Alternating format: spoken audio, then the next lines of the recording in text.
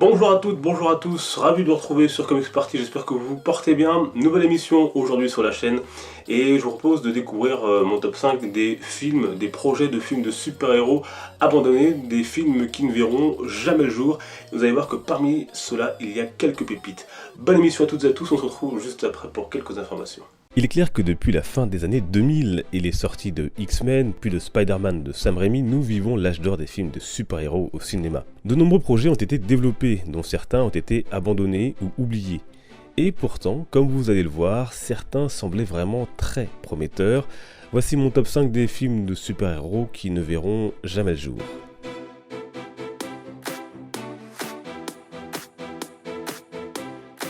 En 2018 sortira le premier film sur le bolide écarlate, mais en 2004, un projet est pourtant sur la table de Warner Bros. Et David S. Goyer est pressenti à la réalisation. Dans ce film, ça ne devait pas être Barry Allen, mais son neveu Wally West sous le costume rouge.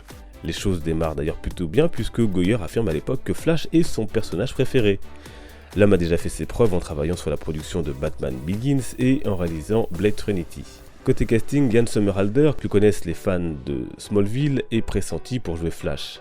Mais devant le manque de confiance de la Warner dans le projet, Goyer finit par quitter le navire. Il est alors remplacé par Sean Levy, puis David Dobkin, et dans les années suivantes, d'autres projets sont mis sur la table. Il faudra finalement attendre 2018 pour voir Flash faire son entrée au cinéma, et là encore les choses semblent un petit peu compliquées puisque le film a déjà changé 2 fois de réalisateur.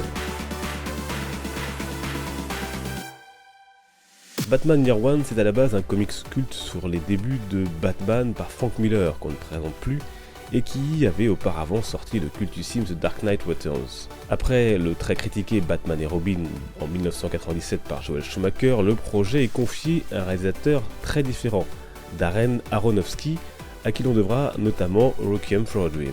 Pour travailler sur son script, il se rapproche de Miller lui-même et livre un travail qui, comme dans le comics, met en avant le flic honnête de Gotham, Jim Gordon. Il prévoit là un film plus sombre et réaliste, avec notamment une première scène où Gordon hésite à se suicider. Même chose pour Bruce Wayne, torturé, qui écrit des lettres à son père décédé. Comme dans l'œuvre originale, Selina Kyle devait incarner une prostituée. Et si Christian Bale est déjà pressenti pour le rôle principal, la Warner abandonnera le film et préférera mettre sur pied le long métrage de Christopher Nolan, dont certains aspects du travail d'Aronofsky se retrouveront dans cette trilogie du Dark Knight. Après la sortie de X-Men Origins Wolverine, était donc prévu, en cas de succès, un film sur les débuts de Rick Lencher. Un film qui devait se dérouler donc durant la Seconde Guerre mondiale et dans les camps de concentration, comme on a pu le voir un peu dans X-Men le commencement plus tard. A ce sujet, je vous conseille vivement le comics Magneto, le Testament, qui raconte la jeunesse du jeune garçon juif durant la Seconde Guerre mondiale. Ici, peu de manifestations de pouvoir, mais une œuvre forte qui s'insère dans la réalité historique de l'époque. Revenons au film, Charles Xavier devait également faire partie du scénario en faisant partie des forces alliées venues libérer l'Europe. Avec la découverte de leur pouvoir, allaient également venir les premiers conflits entre les deux hommes qui ont une vision différente sur l'avenir des mutants.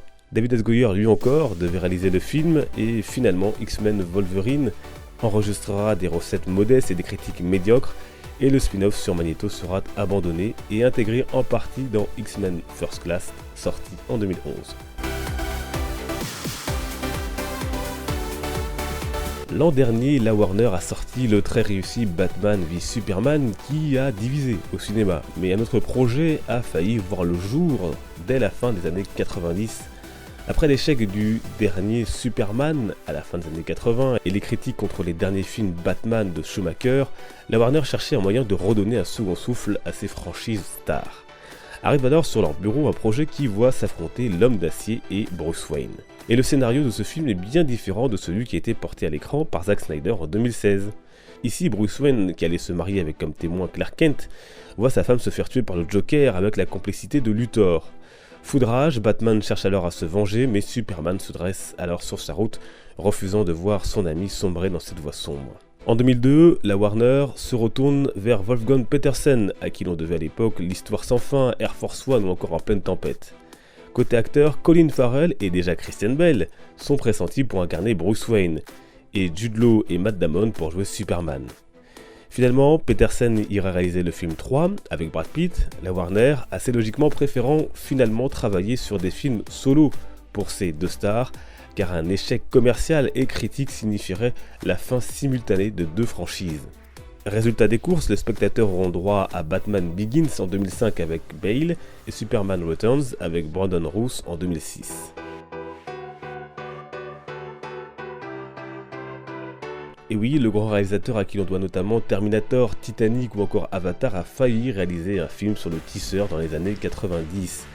Et le film en était plus qu'au stade de simple idée, mais un complexe imbroglio judiciaire va avoir la peau du projet.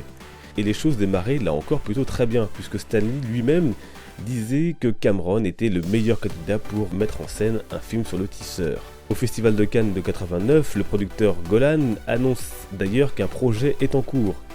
Mais voilà, les histoires de droit n'ont jamais été simples du côté de Marvel, et Golan va se retrouver sur cette question dans un conflit judiciaire le mêlant à la Columbia, MGM et Viacom. Pourtant, en 1993, James Cameron avait livré un premier jet sur ce film qui voyait l'homme araignée affronter l'homme sable et Electro, deux super vilains qui seront exploités dans le troisième film de la première trilogie et dans le film The Amazing Spider-Man 2.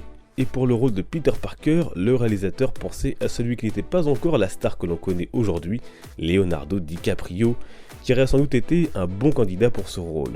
Mais à la suite du conflit en 99, il est déjà trop tard. Sony récupère les droits, et Cameron, qui vient de connaître l'énorme succès mondial Titanic, est déjà passé à autre chose. Avouez que certains de ces films donnaient vraiment envie de par leur scénario, leur réalisateur ou leur casting. Mais ne nous plaignons pas trop, car depuis 17 ans, les films sortis, à quelques exceptions près, nous ont tout de même comblés. D'autres films dont je n'ai pas parlé se sont arrêtés au stade de projets comme deux Superman par exemple, Wonder Woman et même un film Daredevil, mais peut-être feront-ils l'objet d'une prochaine émission si vous êtes intéressés. Voilà, j'espère que ça vous aura plu et intéressé. Si c'est le cas, n'hésitez pas à la partager sur vos réseaux sociaux. N'hésitez pas également à me dire dans les commentaires les films qui vous ont le plus intéressé, celui que vous auriez peut-être le plus aimé voir au cinéma. Quant à nous, on se donne rendez-vous dimanche sur YouTube pour fêter déjà le premier anniversaire de la chaîne. Il y aura notamment un concours qui sera sur les réseaux sociaux, donc n'hésitez pas à me suivre. Facebook, Twitter, Instagram, les liens sont dans la description. Comme d'habitude, je vous y attends avec plaisir pour discuter, échanger, partager. Merci à vous de votre grande fidélité. On se dit donc à dimanche. D'ici là, portez-vous bien. Les comics sont une fête. Ciao.